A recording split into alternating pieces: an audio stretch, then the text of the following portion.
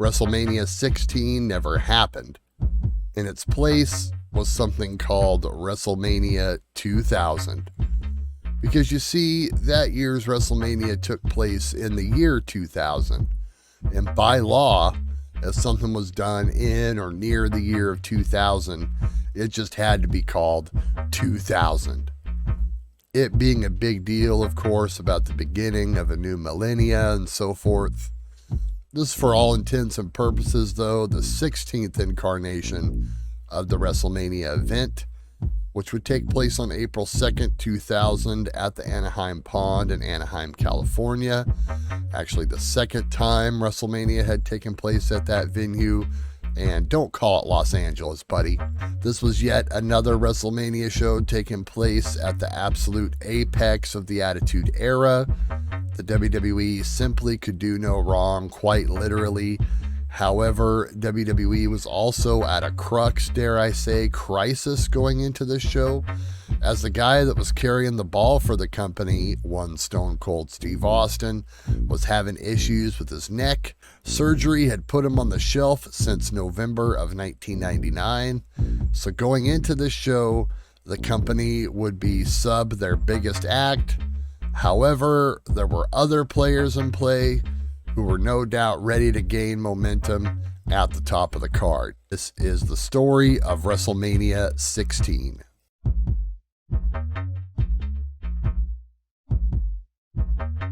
Triple H was finally receiving an official main event push at the top of the card, having won the WWF Championship in August of 1999. Triple H was positioned in a triple threat match at SummerSlam 99 with Austin, the then champion, and Mankind.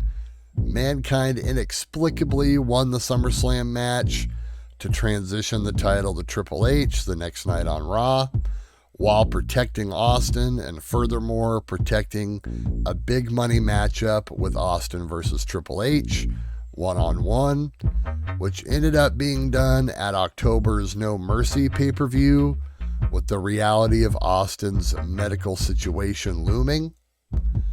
From there, Triple H provided a reign of terror as champion, mainly being put over by Mick Foley in a series of matches that closed out 99 and into the year 2000. This was a drawn-out storyline that ended up with Foley having to retire, although ultimately he was reinstated to compete at this WrestleMania event, which we'll explore a little more later on. You would think the idea would have been to put together The Rock and Triple H. However, that match had been done many times through the last couple of years, so there was no way that was going to happen as the main event. And WWE needed to make a new star and attempted to do so with the newly acquired Paul White, aka The Big Show, as he defeated Triple H and The Rock in a triple threat at Survivor Series 99. Show would close out the year as champion. However, his embarrassing feud with the Big Boss Man really set him up to fail. Meanwhile, the title was taken off of Show and put back on Triple H, where it stayed, and also correlated with his feud with Mankind. The main event of WrestleMania 2000 would end up being Triple H coming in as champion, defending in a fatal four-way against The Rock, Big Show, and as mentioned, Mick Foley. Without a big singles matchup, this was set up as the main event by proxy. Also, I would be neglecting to mention that yes, this match looks semi-interesting on paper at best, so it was decided that a McMahon would need to be in every corner to make it more interesting. Stephanie McMahon, of course, was already paired with Triple H, so that made sense. But then we have Shane McMahon supporting The Big Show, Vince McMahon staking claim with The Rock, and Linda McMahon hopping in there as well, throwing in the reinstated Mick Foley.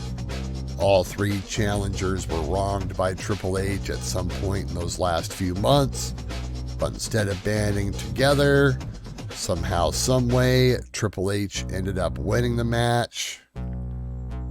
Now, this was really something, as WrestleMania had only ended with a heel winning the championship, or winning the main event rather, one time, and that was at WrestleMania 9 with Yokozuna, and that doesn't even really count because Hulk Hogan avenged that match and walked out of the show as champion there.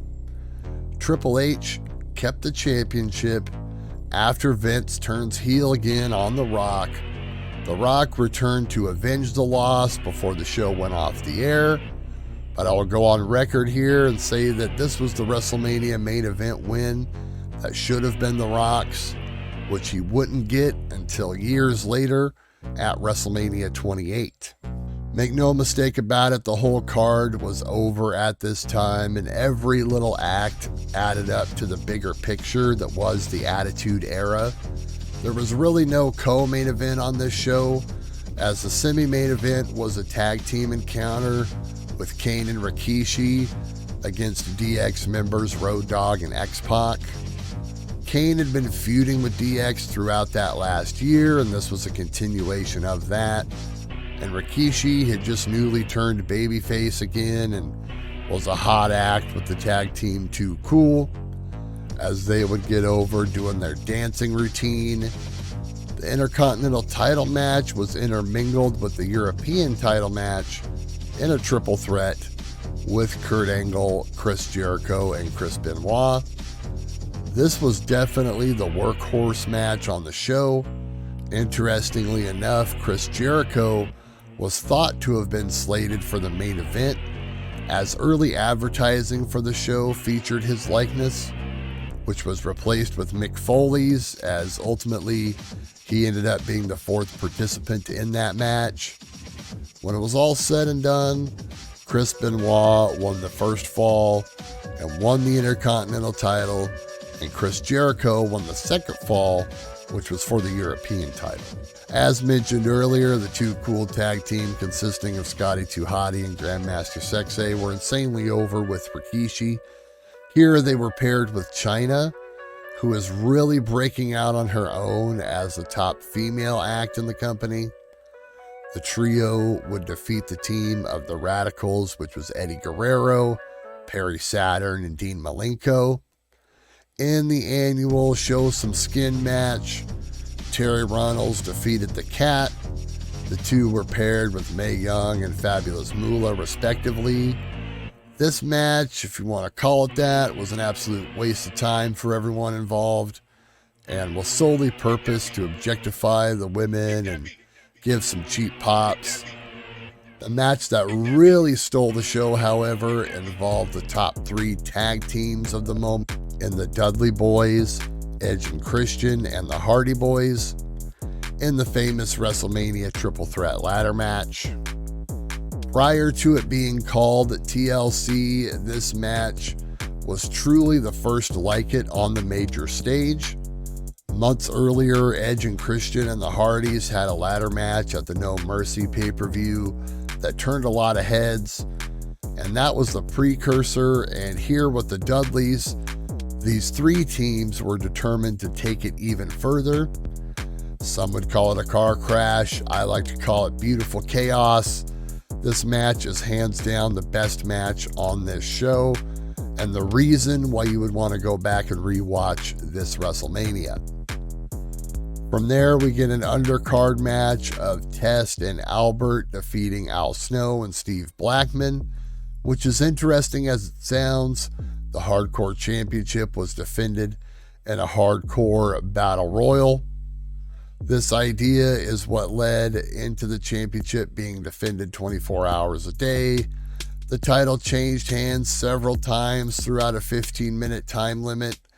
The finish was miffed or botched, if you will, as there was a time cue missed with the referee, and Hardcore Holly ended up winning the match by pinning Crash Holly.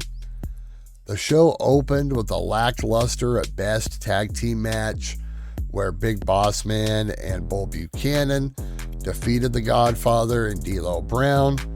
Yes, on a show that ended with a heel winning, the show also opened with the heels winning as well.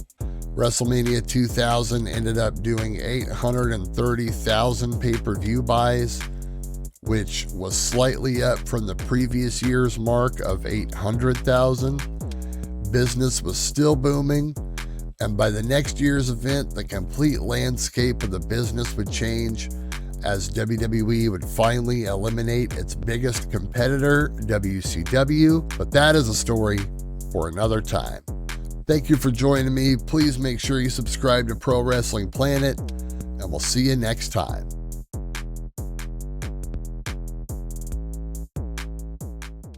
Yo,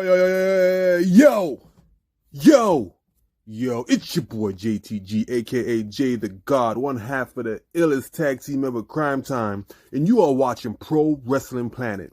And we all know Pro Wrestling Planet is about that money. Yeah, that money. Yeah. Cheer.